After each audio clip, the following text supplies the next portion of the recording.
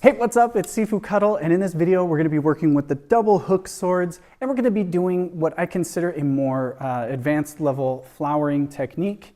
This is called the double reverse flower. Now, a reverse flower is where you're doing a downward spin on the side of your body, but it's not just a simple figure eight.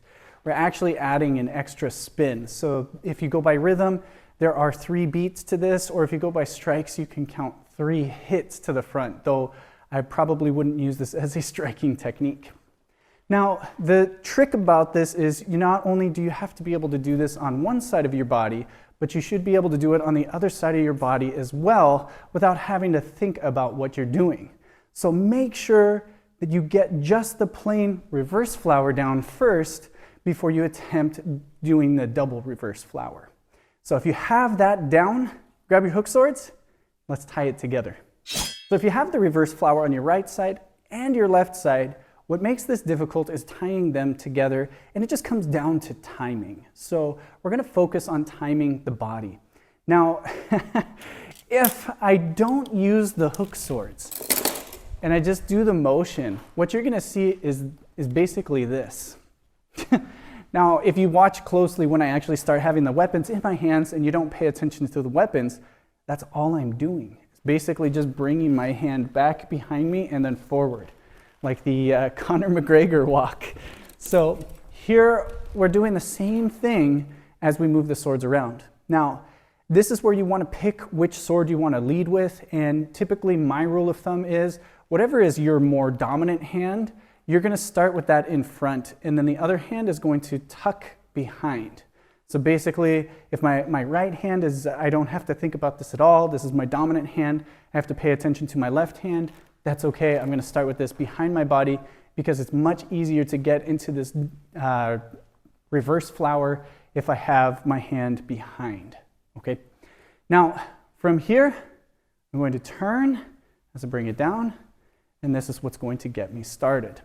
If you ever get lost in the technique and you forget where you're at or you have some timing off, return that one back behind and then focus on that. And then essentially, I'm just staying over both of those legs. So as we do this, most likely you're going to be in a horse stance position as you're bringing these around. You can do it from a standing position, but I wouldn't try to do anything forward like this because this is the area you need to be moving the blades in front and behind the body. So anything that we're going to split forward and back is going to end up getting hit. So always just do this with a stance that moves out laterally. And then again from here, starting from behind the body, in front of the body, turn and go right into the motion. Again, from here, I turn and then bring it around. Again, starting behind my body, in front of the body, turn. Again, make sure, pay attention to the hands. Like I said in the beginning, we're just turning and bringing our arms across. If you don't look at the weapons and you just look at my hands, that's exactly what's happening right now. So my upper body just needs to turn from side to side, and I should be able to do this without having to think about this flower, that if I need to pay attention to what my non-dominant hand is doing, I can place more of my mind focus over on that as I do this until it becomes much more natural. Well, that's going to do it for this video. I hope you enjoyed the technique. If you want to learn more flowering techniques, martial techniques, and even a form with the hook swords, hop on over to my website, www.sifukuttel.com, and check out the online learning program. I have a weapons program that has double hook swords, and you can learn techniques, flowering, as well as a form itself.